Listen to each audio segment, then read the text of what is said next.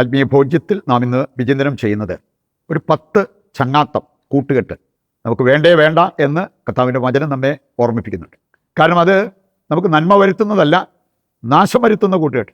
നമ്മുടെയൊക്കെ കൂട്ടുകെട്ട് നാശത്തിലേക്ക് നയിക്കുന്നതോ നന്മയിലേക്ക് നയിക്കുന്നതോ എന്ന് തിരിച്ചറിയുന്നത് വളരെ നല്ലതായിരിക്കും. 2 മക്കളുടെ ഒരപ്പൻ ഏറ്റുപറഞ്ഞ കാര്യം, എൻ്റെ മൂത്ത മകന് ഇച്ചിരി ബുദ്ധിയും സാമർഥ്യമൊക്കെ കുറവാണ്, അങ്ങനെ അവർ വലിയൊരു കഴിവുള്ള വ്യക്തിയെന്ന് പറയാൻ പറ്റില്ല. പക്ഷേ എൻ്റെ രണ്ടാമൻ 2 പേർക്ക് വേണ്ട ബുദ്ധി അവനുണ്ട്, നല്ല കഴിവ്.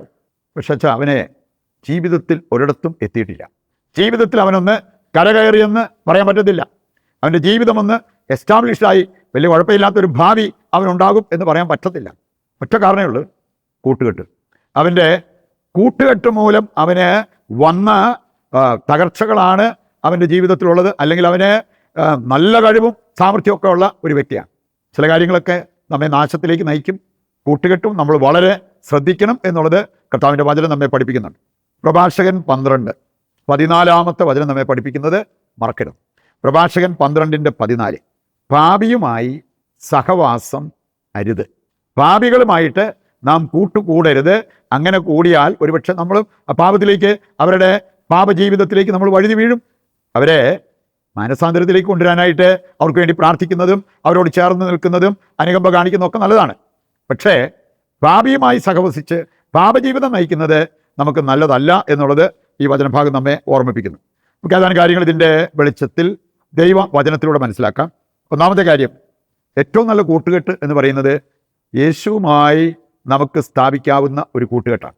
അപ്പോൾ പറ്റുമെങ്കിൽ, സാധിച്ചെങ്കിൽ നിങ്ങൾക്ക് ഏറ്റവും നല്ല കൂട്ടുകാരനെ കിട്ടി, യേശു. യോഹന്നാൻ 15:15 വചനം എടുക്കുമ്പോൾ അവിടെ പറഞ്ഞിരിക്കുന്നത് എന്താ? ഞാൻ നിങ്ങളെ വിളിക്കുന്നത് എൻ്റെ സ്നേഹിതൻ എന്നാണ്, മൈ ഫ്രണ്ട്. ഒരു വേലക്കാരനെന്നോ അല്ലെ ഒരു ദാസനെന്നോ അങ്ങനെയൊന്നും അല്ല കർത്താവ് നമ്മളെ വിളിക്കുക. മൈ ഫ്രണ്ട്, നീ എൻ്റെ സ്നേഹിതനാണ്, സുഹൃത്താണ്. ഈ യേശുവുമായിട്ട് നമുക്ക് പ്രാർത്ഥനയിലൂടെ, വിശ്വാസത്തിലൂടെ, ശുശ്രൂഷകളിലൂടെ എല്ലാം ഒരു ഫ്രണ്ട്ഷിപ്പ് പണിതുയർത്താൻ സാധിച്ചാൽ അത് വലിയ ഒരു മുതൽക്കൂട്ടാണ് എന്നത് നാം തിരിച്ചറിയണം. ഒരു സ്ത്രീയുടെ സാക്ഷ്യം ഞാൻ കേട്ടതാണ്. അവർക്കൊരു സർജറി വേണ്ടി വന്നു, കുറേ പണം മുടക്കി, അതുപോലെ തന്നെ കുറേ വേദന ഏറ്റെടുക്കേണ്ടി വന്നു. ശരീരത്തിൽ അതിൻ്റെ പാടുകൊണ്ടിപ്പോൾ. പക്ഷെ അവർ ഇങ്ങനെ ഒരു പാടുണ്ടെങ്കിലും അവർ പറഞ്ഞത്, എനിക്ക് വലിയൊരു നേട്ടമുണ്ടായി, ഈശോയുമായിട്ട് ഒരു കോൺവെർസേഷൻ നടത്തുന്ന ഒരു ബന്ധം, ഞങ്ങൾ പരസ്പരം സംസാരിക്കുന്നത് പോലത്തെ ഒരു സ്നേഹബന്ധം. അപ്പോൾ പുള്ളിക്കാരി പറഞ്ഞത്, ഞാനിപ്പോൾ ഒരു കാര്യവും ഈശോയോട് ചോദിക്കാതെ ചെയ്യത്തില്ല, ഒരു കാര്യവും ഈശോയോട് ചോദിക്കാതെ, ഈശോ പറയാതെ ഞാൻ ചെയ്യത്തില്ല. അത്രമാത്രം ഒരു ബന്ധം, വ്യക്തിബന്ധം ഈശോയുമായിട്ട് എനിക്കുണ്ടായി. അതിൻ്റെ കാരണം ഈ സർജറിയാണ്, ഈ ഓപ്പറേഷൻ നടക്കേണ്ടി വന്നത്. ചിലപ്പോൾ ഇങ്ങനെയുള്ള കാര്യങ്ങളൊക്കെ നമ്മളെ നന്മയിലേക്ക്, സഹനങ്ങൾ നമുക്ക് ഉപകാരമാകും എന്നുള്ളത് നാം വിസ്മരിക്കരുത്. യോഹന്നാൻ 13:25 വായിച്ചാൽ യേശുവുമായിട്ട് വളരെ വ്യക്തിബന്ധത്തിൽ പലതും പഠിച്ച യോഹന്നാൻ സ്ലീഹായെ കാണാൻ പറ്റും. അദ്ദേഹം തൻ്റെ ഹൃദയം യേശുവിൻ്റെ ഹൃദയത്തോട് ചേർത്ത് പിടിച്ചു. അങ്ങനെയാണ് ദൈവസ്നേഹത്തെക്കുറിച്ച് പഠിക്കാൻ പറ്റിയതും ഏറ്റവും നല്ല കാര്യങ്ങൾ ലോകത്തെ പഠിപ്പിക്കാനായിട്ട് യോഹന്നാൻ സ്ലീഹായ്ക്ക് കഴിഞ്ഞത്. രണ്ടാമത്തെ കാര്യം, നല്ല കൂട്ടുകെട്ടാണെങ്കിൽ അതൊരു ജീവാമൃതമാണെന്ന് കർത്താവിൻ്റെ വചനം നമ്മെ പഠിപ്പിക്കുന്നുണ്ട്. പ്രഭാഷകൻ 6:14 മുതൽ മുമ്പോട്ട് വായിച്ചാൽ മതി. അവിടെ പറഞ്ഞിട്ടുണ്ട്, നല്ല സുഹൃത്ത് വളരെ വിലയുള്ള ഒരു സമ്മാനമാണ്, ജീവാമൃതമാണ്. അങ്ങനെയെല്ലാം കർത്താവിൻ്റെ വചനം നമ്മെ പഠിപ്പിക്കുന്നത് കാണാൻ പറ്റും. 1 സാമുവേൽ 18:1 മുതൽ വായിച്ചാൽ ജോനാഥന് ദാവീദിനുണ്ടായിരുന്ന ഒരു കൂട്ടുകെട്ട് നല്ല ഒരു കൂട്ടുകെട്ടായിരുന്നു, ശുദ്ധമായ കൂട്ടുകെട്ടായിരുന്നു, ശക്തമായ കൂട്ടുകെട്ടായിരുന്നു. ജോനാഥൻ്റെ ഹൃദയം ദാവീദിൻ്റെ ഹൃദയത്തോടൊട്ടി എന്നാണ് പറഞ്ഞിരിക്കുന്നത്. അത്രമാത്രം ശക്തമായ ഒരു കൂട്ടുകെട്ടായിരുന്നു. വിശുദ്ധ ഫ്രാൻസിസ് സാലസ് അദ്ദേഹം പറയുന്നൊരു കാര്യമുണ്ട്, കൂട്ടുകെട്ട് നല്ലതാണോ അല്ലയോ എന്നറിയാനുള്ള ഒരു ടെസ്റ്റുണ്ട്. നിൻ്റെ കൂട്ടുകാർ നിന്നെ ദൈവത്തിങ്കിലേക്ക് അടുപ്പിക്കുകയും പുണ്യങ്ങൾ അഭ്യസിക്കാൻ പ്രേരിപ്പിക്കുകയും ചെയ്യുന്നുണ്ടെങ്കിൽ നല്ല കൂട്ടുകെട്ടാണ്. നേരെ വിപരീതമാണ് സംഭവിക്കുന്നത്. കൂട്ടുകാർ കാരണം നിനക്ക് പ്രാർത്ഥിക്കാൻ പറ്റുന്നില്ല, ദൈവവിചാരം നഷ്ടപ്പെടുന്നു, പള്ളി പോകാൻ പറ്റുന്നില്ല, ആത്മീയമായിട്ട് വളരാൻ പറ്റുന്നില്ല, നല്ല കൂട്ടുകെട്ടല്ല. പുണ്യങ്ങൾ അഭ്യസിക്കാൻ നമ്മെ പ്രേരിപ്പിക്കുന്നതാണ് നല്ല കൂട്ടുകെട്ട് എന്ന് ഈ വിശുദ്ധൻ പഠിപ്പിച്ചിരിക്കുന്ന കാര്യം. അവസാനമായിട്ട് ഈ 10 ചങ്ങാത്തം, അത് വേണ്ടേ വേണ്ട എന്നുള്ളത് കർത്താവിൻ്റെ വചനം നമ്മെ പഠിപ്പിക്കുന്നുണ്ട്. 1 സങ്കീർത്തനം 50:18 കള്ളന്മാരോടും വ്യഭിചാരികളോടും കൂട്ടുകൂടരുത്. അങ്ങനെയുള്ളവർ കൂട്ടുകൂടാൻ പറ്റിയവരല്ലെന്ന്, കള്ളന്മാരും വ്യഭിചാരികളും. രണ്ടാമത്തേത് സുഭാഷിതങ്ങൾ 22:24 വായിച്ചാൽ കാണാൻ പറ്റും, കോപാശീലരോടും രോഷാകുലരോടും കൂട്ടുകൂടരുത്. ഇനി അങ്ങനെയുള്ളവരുമായിട്ട് കൂട്ടുകൂടി ചിലപ്പോൾ അതേ പാപത്തിൽ നീ നിബന്ധിച്ചെന്ന് വരും. മൂന്നാമത്തെ കാര്യം, പ്രഭാഷകൻ 13:1 വായിച്ചാൽ കാണാൻ പറ്റും, അഹങ്കാരികളോട് കൂട്ടുകൂടരുത്. കീൽ തൊട്ടാൽ കറ പറ്റും, അഹങ്കാരികളോട് കൂട്ടുകൂടിയാൽ നീയും അവരെ പോലെയായി തീരും എന്നാണ് ഈ വചനഭാഗം പറയുക. നാലാമത്തേത് 2 തെസ്സലോനിക്ക 3:6 വായിച്ചാൽ കാണാൻ പറ്റും, അലസരോട് കൂട്ടുകൂടരുത്, അവരെ ശാസിക്കണം എന്നാണ് 1 തെസ്സലോനിക്ക 5:14 നമ്മൾ കാണുക.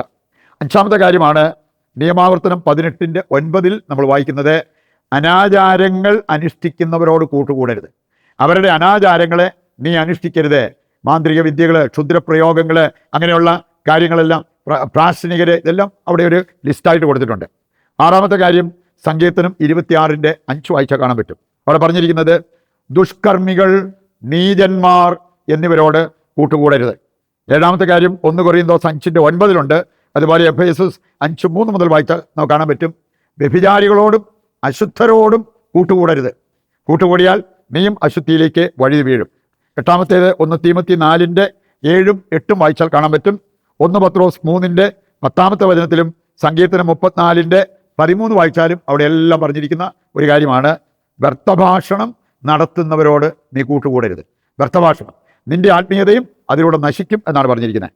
9-ാമത്തേത് സുഭാഷിതങ്ങൾ 23:20 വായിച്ചാൽ കാണാൻ പറ്റും, അമിതമായിട്ട് ഇറച്ചി കഴിക്കുകയും വീഞ്ഞു കുടിക്കുകയും ചെയ്യുന്നവരോട് കൂട്ടുകൂടരുത്.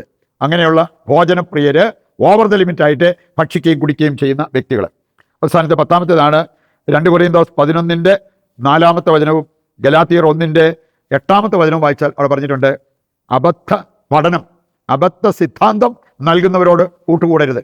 സഭ നമ്മെ പഠിപ്പിക്കുന്നതിൽ നിന്നും വചനം പഠിപ്പിക്കുന്നതിൽ നിന്നും വ്യത്യസ്തമായ കാര്യങ്ങൾ പഠിപ്പിക്കാമെന്ന് പറഞ്ഞ് വരുന്നവരോട് കൂട്ടുകൂടണ്ടെന്ന് 2 കൊറിന്തോസ് 2:17 പറഞ്ഞിട്ടുണ്ട്, വചനത്തിൽ മായം ചേർത്ത് കച്ചവടം നടത്തുന്നവരുണ്ടാവും, അവരോട് കൂട്ടുകൂടരുത്.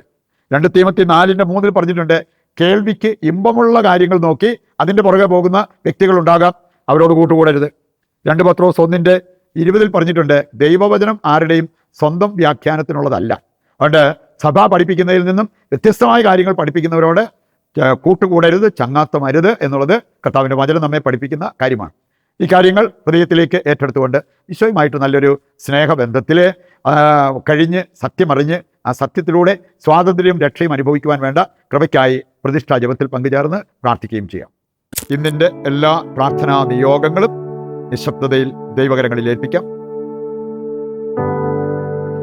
കർത്താവ് നമ്മുടെ എല്ലാ ആവശ്യങ്ങളും നിറവേറ്റി നമ്മെ അനുഗ്രഹിക്കും എന്നുള്ള ആ ഒരു ശുഭാപ്തി വിശ്വാസത്തോടെ ദൈവത്തെ സ്തുതിച്ചുകൊണ്ട് ദിവ്യകാരുണ്യത്തിൻ്റെ ആശീർവാദം നമുക്ക് സ്വീകരിക്കാം.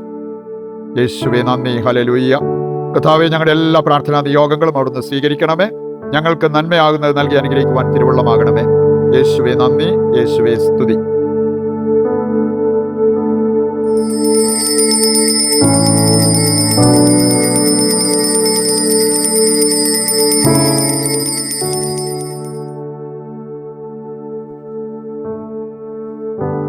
മറ്റൊരു എപ്പിസോഡുമായി നാളെ വീണ്ടും നമുക്ക് ഒന്നിക്കാം. ദൈവം നിങ്ങളെ സമൃദ്ധമായി അനുഗ്രഹിക്കട്ടെ.